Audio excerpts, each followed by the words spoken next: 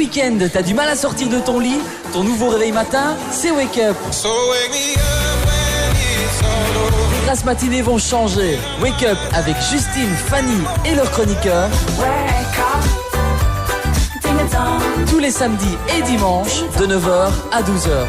Wake up. Sur Equinox FM. Allez, il est 11h04. On est parti pour le focus du jour. Aujourd'hui, on vous présente une association, Hearts Angel Ambulance ASBL. Alors, j'ai en studio Ludovic Président et Kevin Kiné. Bonjour à tous les deux. Bonjour. Merci à tous les deux d'avoir accepté de venir présenter cette association qui est une toute jeune association. Oui, tout à fait. C'est une association qui a été créée au mois d'avril, qui avec une petite équipe de bénévoles vraiment motivés et qui a donc pour objectif d'offrir à des personnes qui sont en soins palliatifs la réalisation d'un dernier souhait.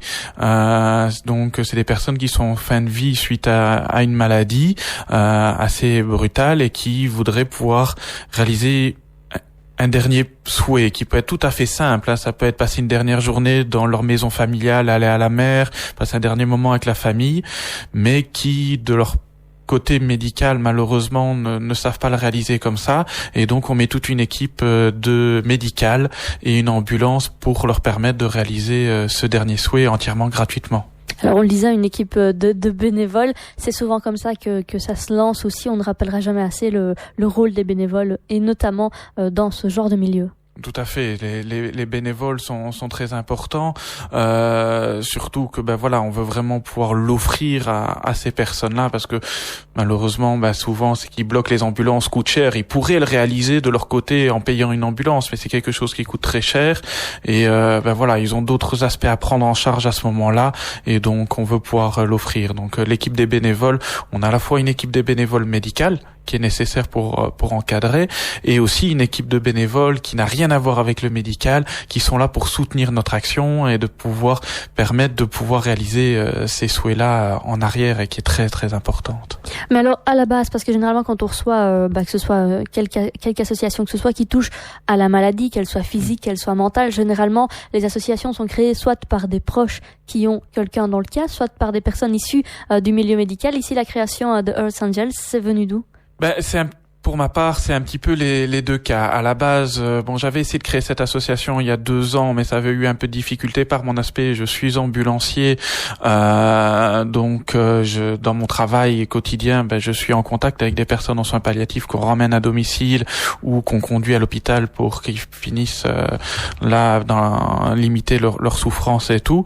Et donc j'étais déjà pas mal touché par ça. Et moi à l'époque, il y a 2 ans, je faisais partie d'une autre association qui est l'association des chiens guides Entrevue, qui est sur Liège et qui postulait pour un sponsoring sur internet et qu'il fallait voter, et j'ai regardé une autre association qui était là, qui postulait aussi, et il y avait une association similaire, Wens Ambulance, qui est du côté flamand, qui postulait et qui faisait justement pour les soins palliatifs cette réalisation. Et quand j'ai vu ça, je me suis dit c'est quelque chose de merveilleux, je veux m'investir là-dedans. Et je me suis renseigné du côté francophone si ça existait pour pouvoir m'intégrer, je n'ai pas trouvé. C'est à partir de là où je me suis dit il faut développer ça sur le côté francophone. Et puis entre-temps, malheureusement, moi personnellement, j'ai perdu ma femme d'une maladie génétique, et donc voilà, ça a encore plus mis les choses que ça me tenait à cœur. Et donc j'ai monté une équipe tout autour. Ça a mis un peu de temps, mais voilà, j'ai réussi à monter une équipe de bénévoles jeunes, motivés, dynamiques, et que je remercie beaucoup, parce que voilà, c'est moi qui suis à l'initiative, mais sans eux, ça ne serait pas possible du tout, et c'est un travail vraiment d'équipe qui est formidable. Avec justement, notamment dans l'équipe Kevin, qui est kiné, donc le milieu médical, ça te connaît, mais c'est aussi bénévole. Est-ce que Ludovic est venu vers toi, ou c'est toi qui as découvert? Comment s'est passée ton implication dans le projet? En fait, à la base, j'avais rencontré Ludovic de manière professionnelle, on va dire. Et puis tout doucement, au fur et à mesure des séances, on avait discuté de certaines choses, et on avait échangé nos points de vue à différents niveaux. Et Ludovic était venu avec l'idée de son projet qu'il voulait relancer. Et au début, c'est difficile de trouver le projet non intéressant. théoriquement, c'est vraiment chouette. Je trouverais délicat de venir dire, bah non, c'est nul comme projet. Donc le projet, je le trouvais théoriquement très intéressant, mais c'est vrai que au début, moi, j'avais eu un peu peur sur le côté nouveau, et je sais que c'est très difficile de lancer une ASBL. Ça demande énormément de temps, énormément d'énergie, et malheureusement des moyens pour pouvoir remplir nos objectifs. Donc, dans un premier temps, j'avais dit que je voulais bien être présent pour le côté vraiment purement kiné, médical, donner un avis fonctionnel sur la réalisation des dossiers et ce côté-là. Et puis en y réfléchissant un petit peu plus, je me suis vraiment rendu compte que c'était pas suffisant. Je veux dire, pour moi, c'était pas suffisant. Il y a le côté de mes compétences, voilà, c'est très bien, mais je veux dire, il y a aussi le côté humain et purement humain, et à un moment donné, ça nécessite de s'investir personnellement et à plus longue échéance que de simplement dire, je donne un avis purement médical, comme si un confrère me disait, tiens, qu'est-ce que tu penses de ça, qu'est-ce que tu ferais? Ici, je pense que ça dépasse ce niveau-là, et que voilà, pour une ASBL de ce type-là, comme c'est le cas pour les enfants ou quoi, pour des personnes qui en ont vraiment le plus besoin, c'est le moment où ils ressentent le plus la solitude et le besoin d'être avec leurs proches, les personnes auxquelles ils tiennent. Je pense qu'à ce moment-là, il est important d'être présent et de leur donner la possibilité de remplir ce souhait.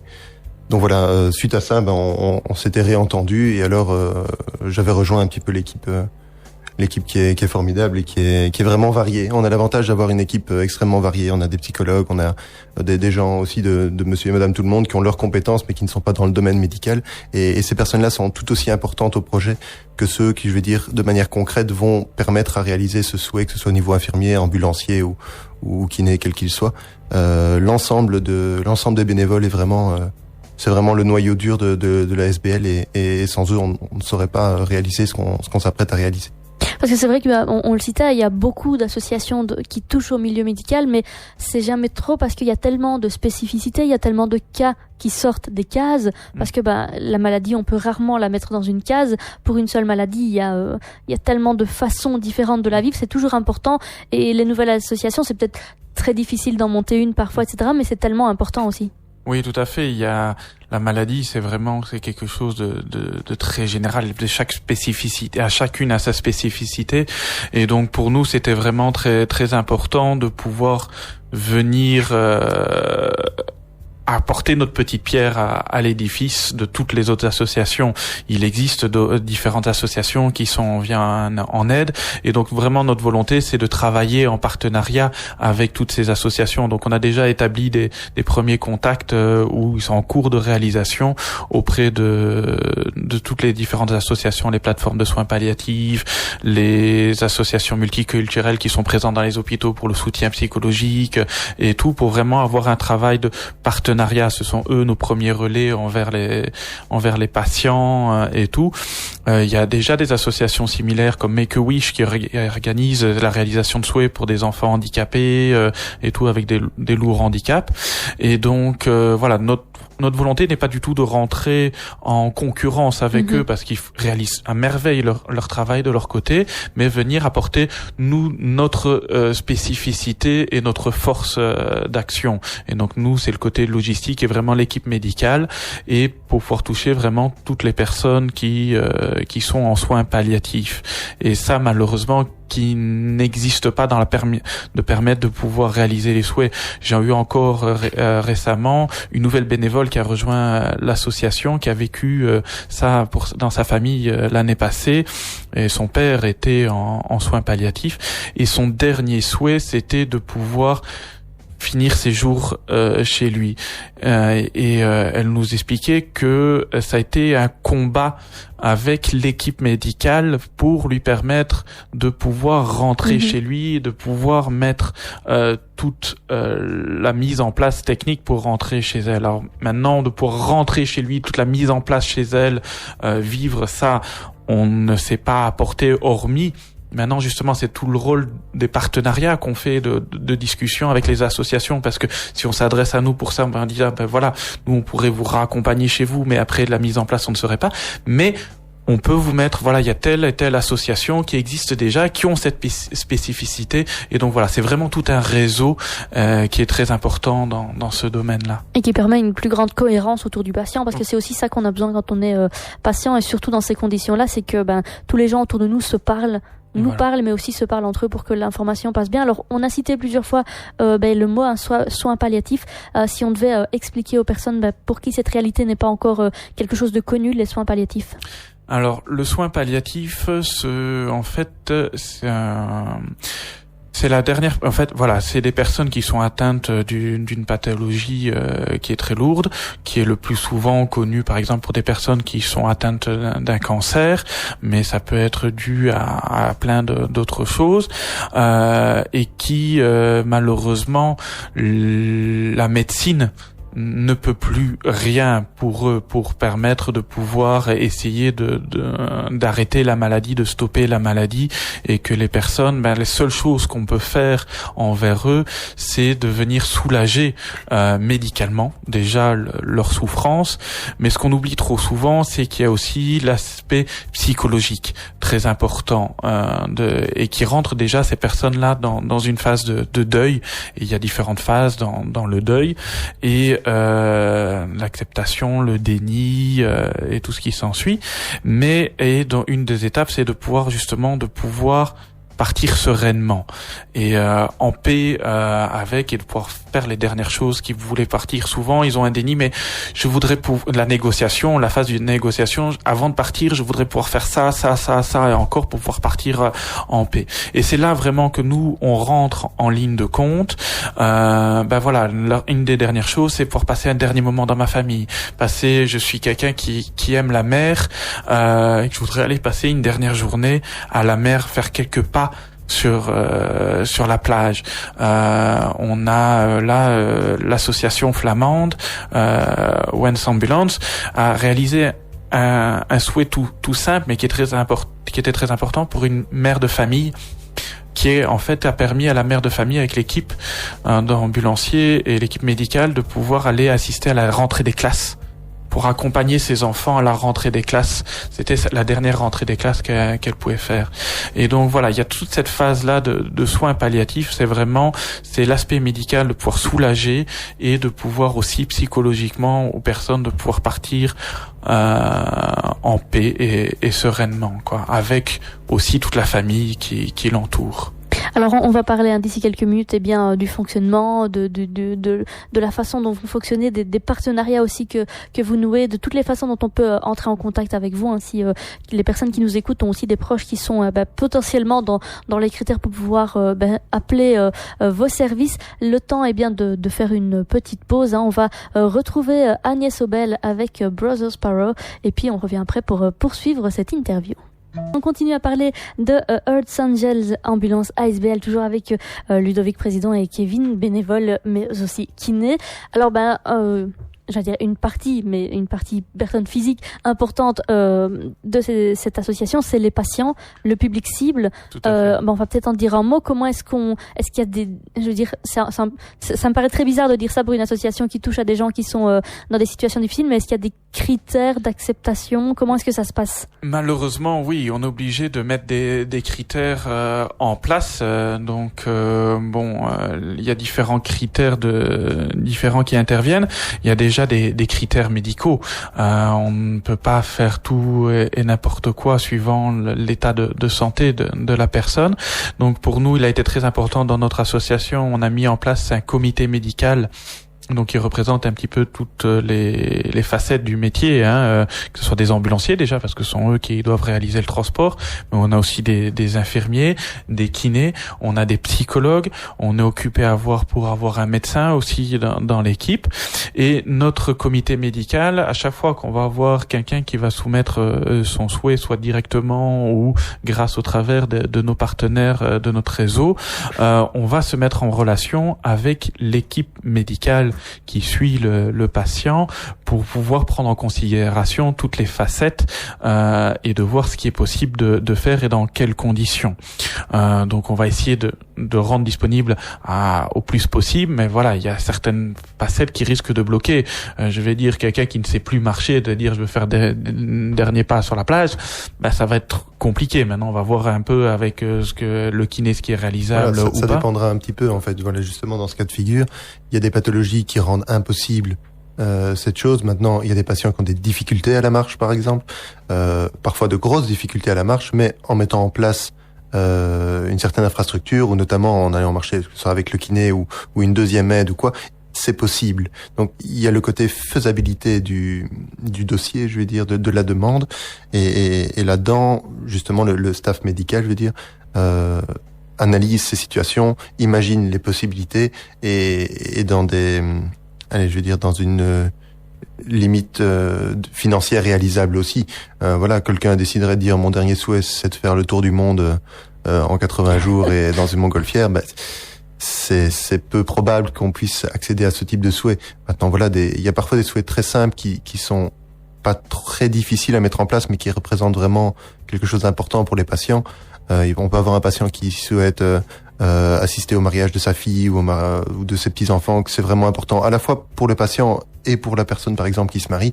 C'est quelque chose qu'on peut mettre en place, parfois en impliquant un staff médical sur place, mais c'est quelque chose qu'on peut faire. Mais il y a une autre chose qui est importante, alors si on parle du milieu médical, on parle du patient, entre les deux il y a l'entourage qui parfois dans l'émotion a un peu peur de voir son proche sortir d'un lieu qu'on estime sécurisé, puisque plein de médecins qui est l'hôpital. Comment est-ce que justement aussi on dialogue avec le proche, l'entourage par rapport à ce genre de choses? Parfois on voit certains proches qui s'opposent à la volonté du patient parce que c'est trop difficile pour eux. Comment est-ce qu'on fait dans ces cas-là?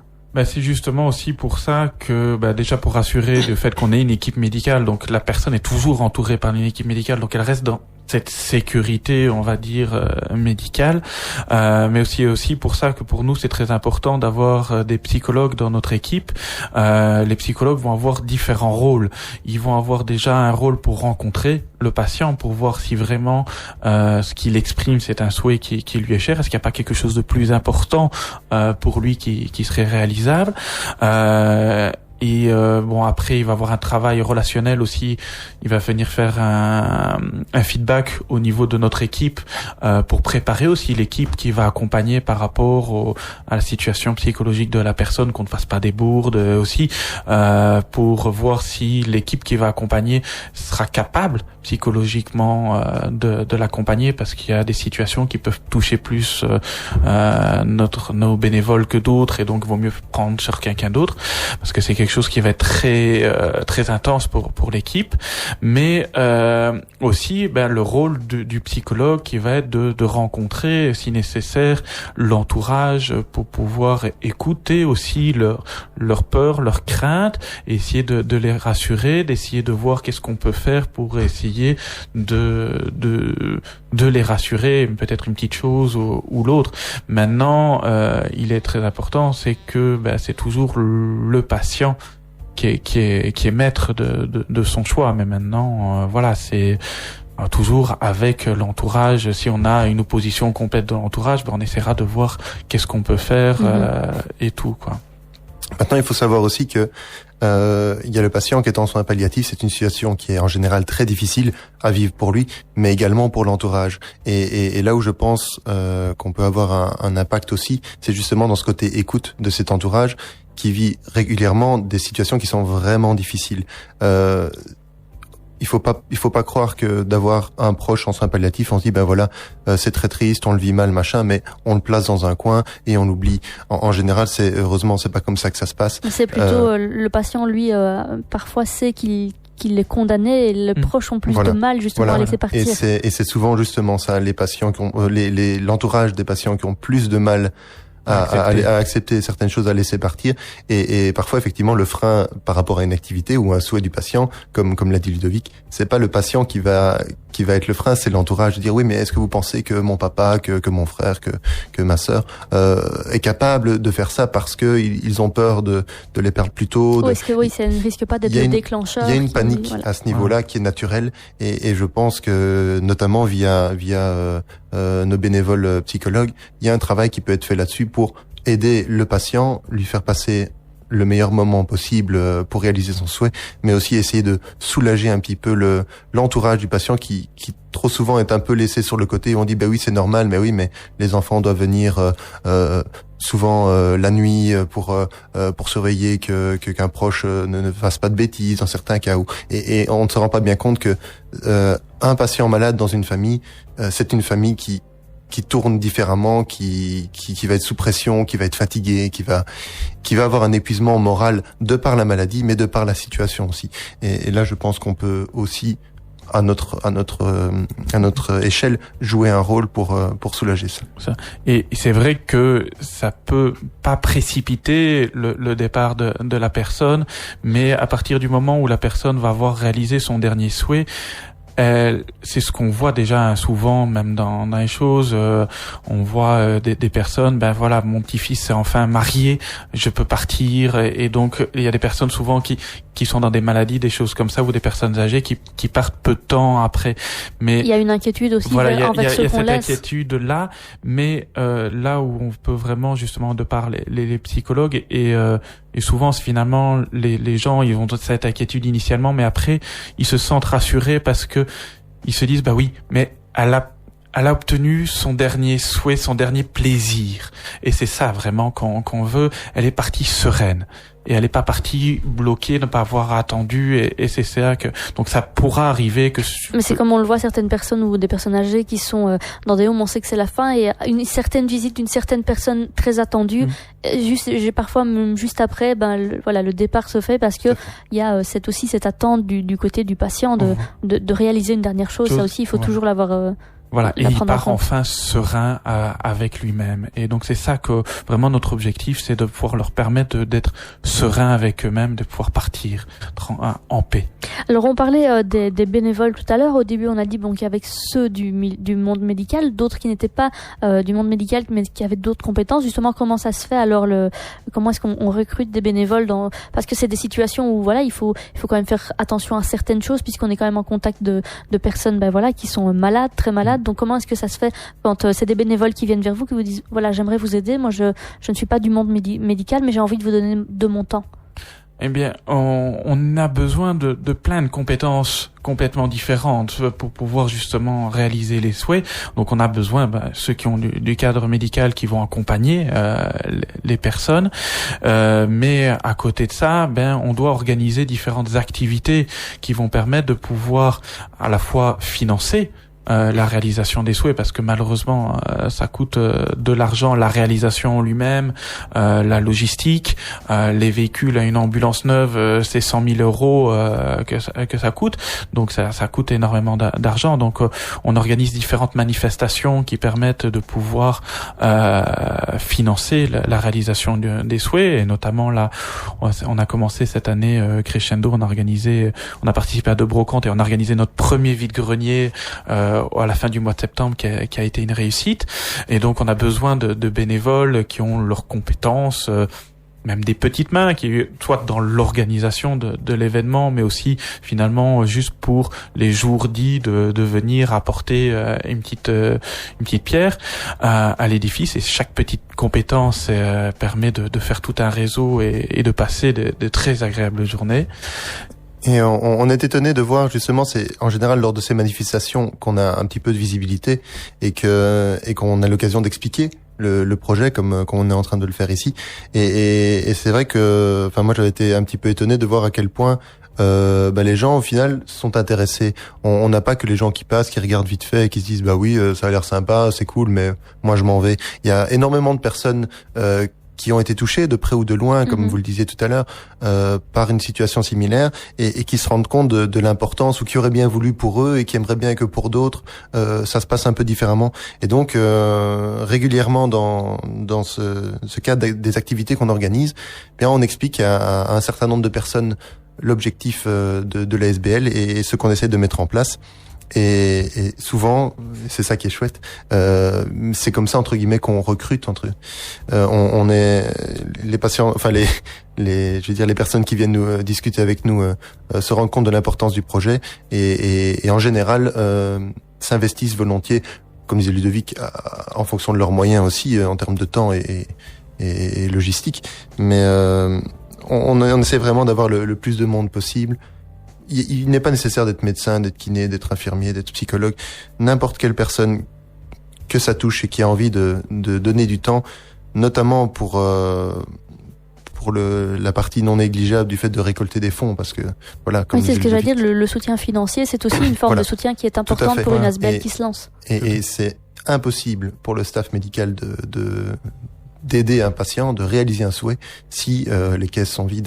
Donc le but de différentes organisations, de différentes activités qu'on réalise, qu'on organise, c'est de faire connaître la SBL, c'est la première chose. Mais deuxièmement, évidemment, c'est d'essayer de pouvoir la faire vivre. Et pour la faire vivre, il faut deux moteurs, il faut les bénévoles et il faut un petit peu d'argent. Alors on rappelle que toutes les informations sont sur le www.artsangels.be. Il y a aussi la page Facebook, on mettra tout ça bien entendu après. Alors une bonne nouvelle pour une association qui se lance, c'est d'avoir une reconnaissance. On en parle hors antenne, la province de Liège vous suit dans votre aventure. Voilà, tout à fait. Depuis la fin du mois d'août, la province de Liège, on les avait rencontrés lors du salon du volontariat au printemps, et on a eu le privilège de les rencontrer, l'équipe de Madame Kiné à la fin du mois d'août, et qui nous soutient et qui apporte vraiment, qui ont vu la solidité de notre projet, de l'équipe qu'on avait et notre volonté de l'atteindre, et donc ont décidé d'apporter leur soutien, que ça soit un aspect financier, mais bon, il y a plein de projets, donc ça ne suffit pas, et on a besoin encore des appels de fonds, de sponsoring et des dons, mais aussi leur aspect, le soutien logistique et tout qui nous apporte, et surtout une reconnaissance pour nous. C'est quelque chose de très important pour nous, parce que ça nous apporte vraiment une plus-value de la solidité de notre projet, et qui nous permet maintenant aussi maintenant qu'on a ficelé notre projet, de pouvoir maintenant aller démarcher les plateformes de soins palliatifs, les différents réseaux, les hôpitaux et tout, pour montrer qu'on est une équipe solide avec quelque chose, et qu'on va pas faire de l'amateurisme comme ça, et puis dans 6 mois, 1 an, c'est fini. Non, nous, notre volonté, c'est de se développer, d'avoir quelque chose de professionnel. C'est pas parce c'est une équipe de bénévoles qui ne travaillent pas professionnellement. Il y a des formations qui vont être organisées auprès des équipes en soins palliatifs, des formations complémentaires, et tous les chauffeurs des ambulances, les ambulanciers qui seront chauffeurs suivront des formations de conduite, vraiment pour une conduite qui soit vraiment douce, le plus agréable possible pour le patient. Il a suffisamment de douleur comme ça, il faut vraiment qu'il soit dans le confort, et donc voilà, ça nous apporte vraiment une plus-value qui nous permet de ficeler, parce que notre objectif pour l'instant, c'est de pouvoir réaliser le premier souhait pour fin de cette année ou début d'année 2016. Alors la question qu'on nous pose souvent, c'est: vous avez déjà un patient? Non, malheureusement, on est dans le soin palliatif, c'est des choses qui s'organisent à brève échéance, parce que c'est très évolutif. Mais notre objectif, voilà, c'est la première année de réaliser 3-4 souhaits, et de pouvoir monter crescendo en nombre de souhaits déjà, suivant l'équipe de bénévoles qui se montera, parce que on a des bénévoles, donc on n'a pas un temps indéfini, donc il faut beaucoup de bénévoles pour réaliser beaucoup de souhaits. Mais aussi l'aspect financier, donc suivant les aides financières qu'on aura. Et notre objectif est, dans les années à venir, c'est de pas se limiter à la province liégeoise, mais c'est vraiment de pouvoir se développer sur toute la communauté francophone de Belgique, en montant différentes antennes dans les différentes provinces, pour être aussi au plus proche des bénéficiaires. Alors, on le disait, il y a l'importance du réseau, on l'a cité tantôt, d'autres associations qui travaillent aussi dans le milieu médical, peut-être des mutuelles, etc. Puis il y a aussi le côté partenaire. On va peut-être dire un mot de ces deux liens qui sont aussi importants pour une ASBL qui se lance et même qui est en cours de fonctionnement. Voilà, de toute façon, les partenaires, c'est important pour nous qui nous lançons dans le début. Alors c'est toujours un petit peu difficile pour nous parce que pour les demandes de sponsoring, souvent il est demandé de sponsoring mécénat d'avoir déjà une année d'existence pour prouver la solidité du projet avec des bilans et tout. Oui, mais nous on débute et pour pouvoir le lancer, c'est des choses qui coûtent énormément d'argent. Donc ça c'est un petit peu difficile. Donc on fait vraiment un appel à ça et l'apport de la province de Liège va beaucoup nous apporter dans le soutien. Mais voilà, donc on a différents partenaires qui ont joué le jeu déjà depuis le début de l'association, qu'on a été démarchés et qui ont joué le jeu. Déjà, on a eu une graphiste qui malheureusement est partie au Canada entre-temps et donc il ne peut plus nous aider, mais qui nous a fait toute notre charte graphique du site gratuitement et qui nous a permis de montrer un professionnalisme, qu'on n'est pas des amateurs. Mais on a aussi des choses petites simples, des partenaires tout simples, mais qui AK Design qui est sur Baptiste, qui est une société de lettrage et qui depuis le début nous offre les badges publicitaires qui nous permettent d'avoir une visibilité et qui nous fait ça complètement gratuitement et tout, et qui nous fait une vitesse et du travail vraiment. On lui dit voilà ce qu'on veut et elle nous sort des maquettes et on dit moi je lui fournis une première maquette, elle se rebase là-dessus, elle nous le refait et je fais ah oui non mais j'imaginais pas ça et c'est merveilleux quoi. Donc elle nous offre ça et on a un traiteur qui nous a rejoint tout récemment dans l'association qui est fou de saveur et qui a décidé de rejoindre l'association en tant que bénévole de lui-même. Donc il participe aux activités et puis de plus par exemple sur le vide-grenier qu'on a organisé, qui est venu en tant que traiteur, faire ses capacités de traiteur, son équipe et son matériel, nous préparer des petits mets, des petites choses comme ça qui sont succulent et qui nous fait ça entièrement gratuitement. Il nous dit vous allez acheter je vous fais la liste des produits, vous allez acheter les produits et moi je vous prépare ça gratuitement. Et notamment on va jouer avec son partenariat au printemps, on va organiser un repas caritatif et il va nous organiser un super repas pour justement récolter des fonds. Donc c'est encore en cours de préparation, il faut encore qu'on trouve à quel endroit on va le faire, quand est-ce qu'on le fait, les disponibilités et toute la communication. Mais voilà, on a tout bêtement des petits partenaires, mais pour récolter des fonds sur les événements, une des rentrées c'est de nouveau l'aspect alimentaire qui permet de rentrer. On a la maison La Ruelle qui est à excusez-moi. À Saint-Georges-sur-Meuse, pardon, qui fait des frites, des patates et tout, et qui nous fournit à prix réduit les frites fraîches et qui sont des deux événements qu'on a fait pour l'instant, ça a eu du succès. Ça a eu énormément de succès et qui nous les ferait à prix réduit. Et la première, il nous avait loué les frigos, la friteuse, et sur le dernier événement, il dit allez, je vous fais, c'est pas grand chose, c'est 100 € en moins, mais d'investissement pour la location, mais c'est 100 € qui nous permettent de pouvoir récolter de plus de fonds. Donc à notre niveau, c'est déjà beaucoup. Voilà. C'est ça qu'il est important de préciser aussi. On a, pour fonctionner, pour réaliser des souhaits, ça dépend du souhait évidemment, mais on n'a pas besoin de 10 000 €, on n'a pas besoin de 150 000 € pour aider 3 personnes et demie. Voilà, rien que 100 € par exemple ici d'économie, ça représente déjà beaucoup, parce que pour des souhaits simples, et très souvent ils le sont, hein, c'est ça qu'il faut se dire, 100 € c'est énorme, hein, ne serait-ce que pour de l'essence, ça a vraiment un impact qui est important. Donc il y a vraiment pas de petits profits, et même de petits dons de 5, 10 €, ça fait vraiment une grosse différence.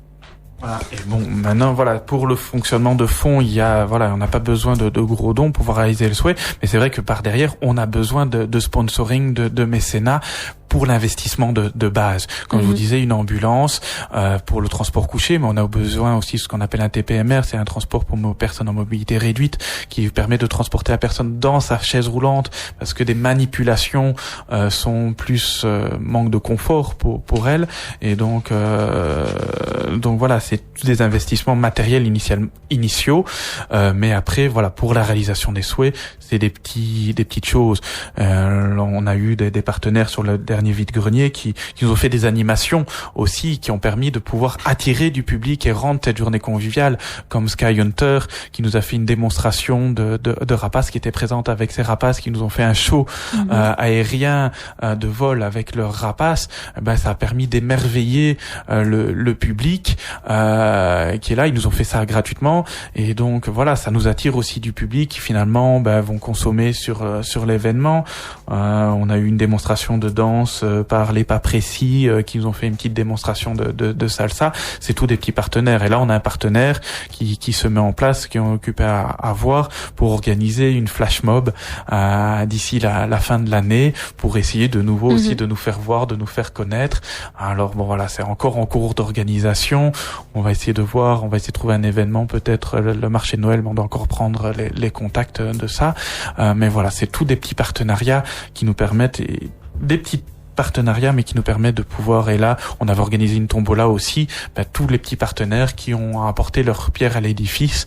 Voilà, il y a eu donc de nouveau la province de Liège, il y a eu les tartes du temps Crémont, il y a eu CA de Liège, le Vourir qui nous a apporté, qui est là ce week-end, qui Exactement. Nous a permis de pouvoir offrir des places pour le spectacle. Mais voilà, c'est tout des petits partenaires qui Espace 22 et tout sur Anse, qui nous apportent leur petite place, petite pierre à l'édifice, mais qui nous permettent de pouvoir récolter des fonds, et ça c'est quelque chose de très fort pour nous, quoi. Et puis on vous le rappelle, vous que nous écoutez, le Vourir qui a lieu ce week-end, une très belle édition pour ce 5e anniversaire. Nous on a déjà vu les spectacles du jeudi, du vendredi, ça se passe vraiment très très bien. Il reste des places pour certains spectacles, donc on vous encourage à participer à cette édition du Vourir, parce qu'il s'y passe de très belles choses, et on vous en parlera la semaine prochaine.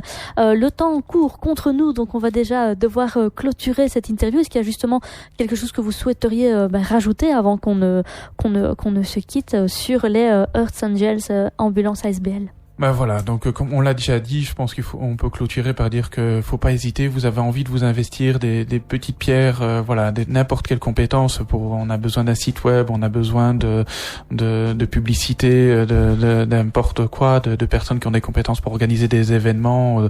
Voilà, c'est tout ça. Des partenaires aussi. Vous organisez une manifestation, vous êtes une association, vous organisez une manifestation, vous avez envie de pouvoir de dire tiens, on va reverser peut-être 50 centimes, 1 euro de l'événement par personne, la participation à l'association. Voilà, on est vraiment ouvert à tout ça.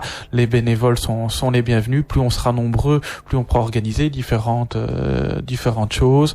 Les petits dons sont utiles, de ne pas hésiter. Et puis voilà, on a une équipe jeune, dynamique, et je pense que sur les événements qu'on a organisés il y a toujours eu une très bonne ambiance. Voilà, une très très bonne ambiance. C'est toujours très bien passé entre nous et avec le public, et je pense que c'est aussi une force justement peut-être de ce dynamisme. Moi j'ai pas vu une personne dans la SBL qui soit venue et qui n'ait pas eu envie de faire plus que simplement être là et dire qu'elle était là.